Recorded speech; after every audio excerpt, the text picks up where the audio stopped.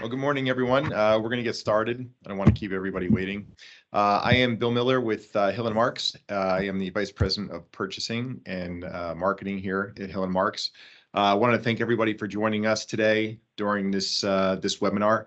Our goal here today is to discuss the New York State PFAS ban and what it means for all of you and for us, quite frankly.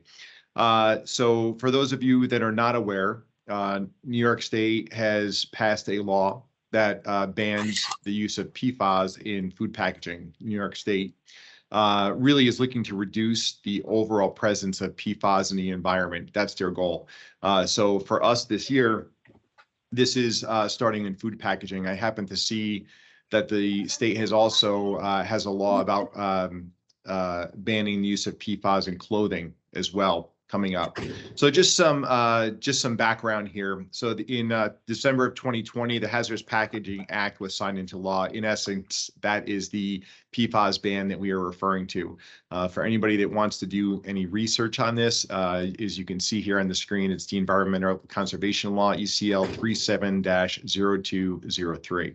And what that does is it's going to ban the sale, distribution, or offer for sale of food packaging that has intentionally added PFAS to it. So those of you that were with us last year as we went through the polystyrene foam ban, this is, I would say, very similar to that. So, the government is taking steps to take something out of the environment, ideally. Just so everybody is aware, PFAS itself, they're not banned by the law. They're not banned. You can actually look up, and you might see some people sharing information about FDA approved PFAS. That's all fine and good. There is FDA approved PFAS, but for the purposes of New York State law, they are banning the use of that PFAS as a sealant or as an add-in to food packaging. This law does go into effect at the end of December, so December 31st, 2022. New York State will be the first state in the country that will be banning the use of PFAS in food service packaging. So again, this is the state of New York, and it's really just for packaging where direct food contact is expected of that packaging. So, your hinge lid containers, your school lunch trays, some of your deli wraps and stuff, that is what this law is targeting. And it's only targeting products that are made of a plant fiber. So if you're using plastic, PET, etc., this ban doesn't apply to you. It's really only things that are developed from plant fiber, which is your paperboard type products. And unlike the foam ban last year, there are no exemptions to this law, to this ban in the state of New York this year. So if anybody who is selling PFAS to you and they say, oh, we have an exemption, that is not the case. There is no exemptions in the state for this. Just in terms of the law itself, so I know many of you have asked about certifications over the last couple of months. The state has started to issue some of their guidance, their guidelines, and they are looking for manufacturers and suppliers to provide certifications for all of you to know that the products that you are purchasing are indeed PFAS free. So on the screen, you can see here an example of this, where we have a manufacturer we deal with, Green Wave, where they are actually supplying us with a letter telling us that this is the products that they are selling to us that we ultimately will be selling to you are indeed certified PFAS free. So you're all going to be asking, okay, well, where do we get these letters? I can only speak for us here at Hill & Marks. I tell you that the items that you are purchasing from us, if you go to our website and look those items up, and those are not, I should be clear, those are not up there yet. They will be up there in the coming weeks. You will be able to see that certification right on our website on those particular items. Additionally, as you can see here, we are creating a landing page, www.hillandmarks.com/PFAS certifications, and all of the letters that we have for our vendor products will be there. So if you let's say, happen to carry all of Green Wave product, and you know it's a Green Wave product, and you don't want to go to item by item by item, you can check and see whether or not that vendor is listed on our site, and then you can click on the vendor and be able to get access to that certification there. So that'll help you with any compliance. If any of you need that documentation, it will be readily available for you for those products.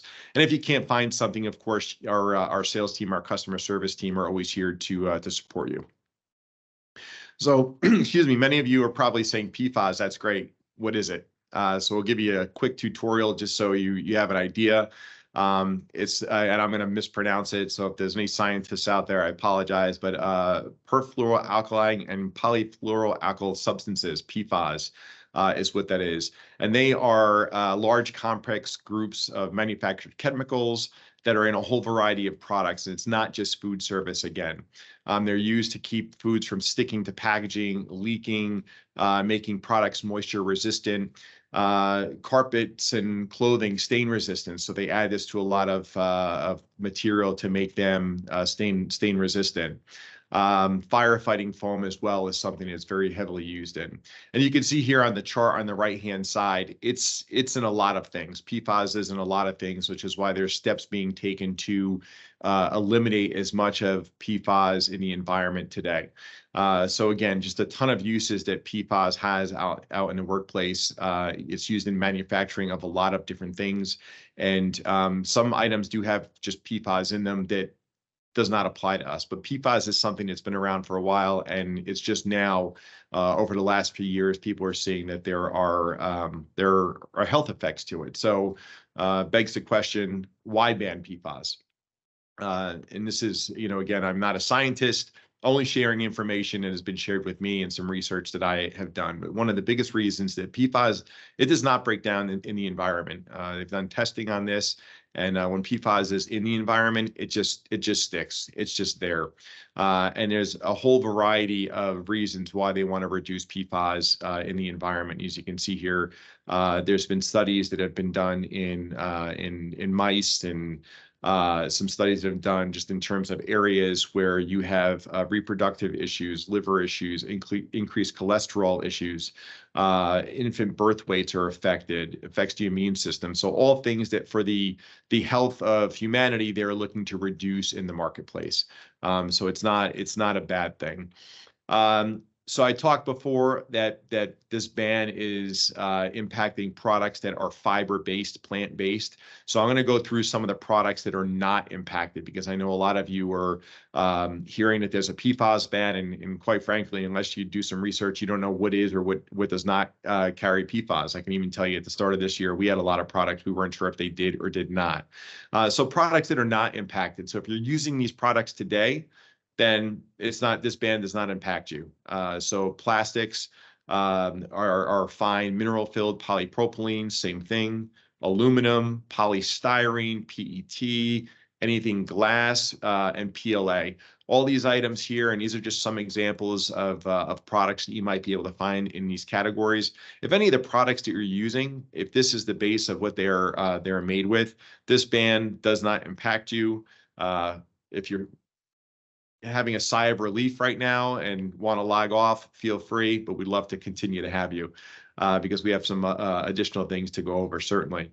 But again, these are items that are not impacted by the ban. If you're using them today, you can continue to use them tomorrow and purchase them tomorrow.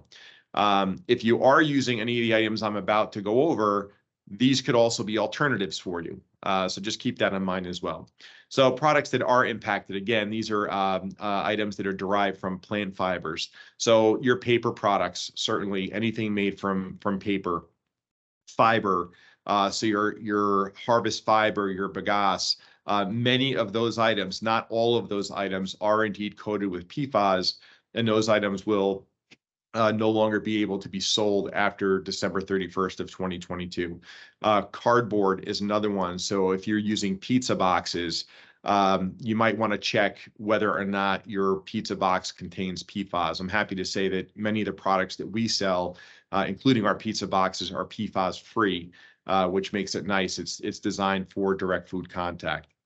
So if you're not sure, and I'll actually go back if anyone wants to take a quick look, bakery boxes, plates, Bags, again, designed for direct food contact. So if they are not designed for direct food contact, it doesn't apply. It's if they're being used for direct food contact. I mentioned earlier, school lunch trays or hinged containers, etc. So if you're not sure, if not quite sure whether or not the ban affects you, New York State Department of Environmental Conservation has some really great materials online. You can search New York PFAS ban, and you can it'll take you to a couple of the New York State DEC websites to find additional information. I've got some of the websites here that you can go to. You can see here dec.newyork.gov/chemical. I'll leave it up there for a minute, so if anybody wants to write it down, you can. And then also they created a question tree, which is fantastic. You can see it here on the screen, and it's probably very hard for you to see. However, the website is there, and you can click through it through that New York .gov/chemical as well. But it gives you a list of questions. And through the questions, it will tell you whether or not the items that you're using are going to be banned, or if they're acceptable, effective starting on December 31st. So nice little tools that the DEC was kind enough to put out. It gets very confusing when you're just not sure. But again, DEC has put some nice things out there, and they're certainly trying to communicate this as best as possible so that people know. So some PFAS-free options that that we have here at Hill & Marks. Again, we have many. So first and foremost, I would say that the thing you should be doing now is really review your needs and determine what's right for you. You might have been using a product for quite some time. Maybe you have a product that you converted to because you were using foam to last year, and maybe it's not fitting its needs. Now would be a really great time to review whether or not those products are what you need to be using or not. I mentioned some of these before already. MFPP, aluminum, polypropylene.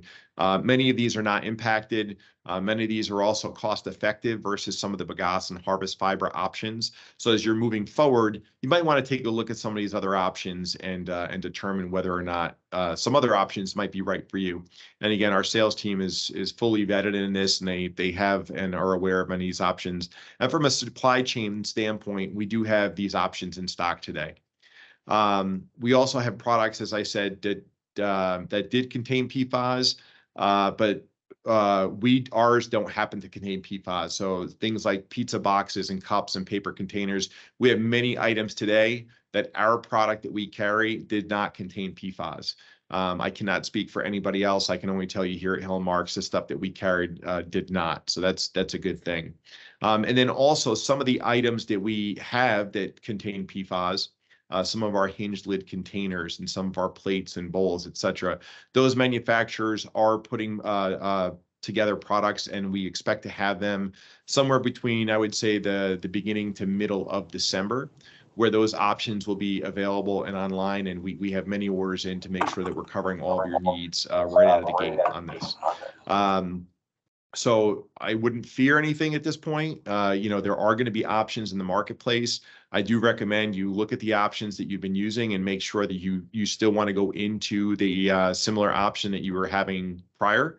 But certainly it's a good opportunity to confirm for yourselves that the options that you were using, there might be something better and even less expensive out in the marketplace. Things that we have coming in, lunch trays. We already have a MFPP tray that is PFAS free. We have some molded fiber trays that are coming in that are PFAS free. So if lunch trays were your concern, we certainly have you covered.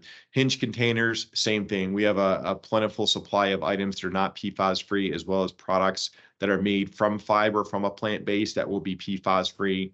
That will be coming in the coming weeks. And plates, same thing. We will have options. We will have options covered for you. And from a pricing standpoint, the replacements in most cases are very similar, if not the same price as what you're paying today. There is a concern that some of these options are going to be a little bit more expensive as we go forward. Right now, we're not seeing that, and it has to do with a little bit of a softening of some of the markets. But depending on where you go down the road, you might see some other PFAS-free options that are a little bit more expensive than you might have been seeing prior to that. That's everything that I have on PFAS, and I'll take questions if there are any in a moment. I did want to just highlight that, you know, we here at Hill and Marks, we're very engaged with our customers. To us, it's very important to speak to all of you about our products and our supplies, but also put you in touch with our manufacturers. And you know, we've done some fantastic shows over the last couple of years. Many of you have been to see some of the names. I know some of you have been at these shows, and hopefully you enjoyed your time there and learned something and found some new products. We do have shows planned for this year. These are currently available to register for, and your sales reps should be sharing this with you. But if you're in the Capital District in Hudson Valley, we have a show on February 28th. It'll be at Rivers Casino. You can register at hillandmarks.com/2023 events. We have an event the following week. It'll be on March 7th, and that's at Batavia Downs out in the Western region, so Buffalo, Rochester. And these events, unlike some of the ones we put on last year and the year prior, we will have all of our vendors at these events. We will have our Jansan vendors, we will have our food service vendors, and we'll have our ice cream vendors. We sell, for those of you who don't know, we do a lot of business with ice cream shops throughout the state. So if you're looking to see some interesting things and sample some ice cream, it's a great day. It'll be a fun day. We always do it right. We have an additional event that will be coming for those of you in the North Country on 6/6 in Lake Placid. That registration will be up and running soon. So with that, again, we are always here for you. If you have any questions, I'm happy to take them now, or you can always send them in through your sales rep. And honestly, appreciate all of you for the business that you've provided us and allowing us to serve you the way we have been through the pandemic, and hopefully the future with less issues of products and pricing. So we'll see if anyone has any questions. Happy to answer them. Bill, it's Josie. I have a couple questions. Are we able to note these items that are going to be discontinued on our website, having like some fine print or in bold that they will no longer be available? And part two is, are we going to be able to get a list of alternatives like we did for the styrofoam? Yes. So we are working right now. We have a list of our sales team actually just last night received a list of all the items that we have been selling that do contain PFAS. That was step one. Step two, so I would say probably in the next 7 to 14 days, just with happy Thanksgiving to everyone. Can't believe we're saying that now. Feels like it was just summer. But we will have a list of the items that we were selling that contain PFAS, and we'll also have, with that same list, a list of alternatives that will be available. We'll try to make this as easy as possible for everyone to be able to transition and know that as we get closer and closer to that end of the year, that you're covered, you're set, and you're good to go. I should mention too that the state has. They've changed the way that they're policing this. With the foam ban, they did have a web page that you can go to, and you could submit folks that were still using foam. As of right now, they don't have how they're going to be policing this.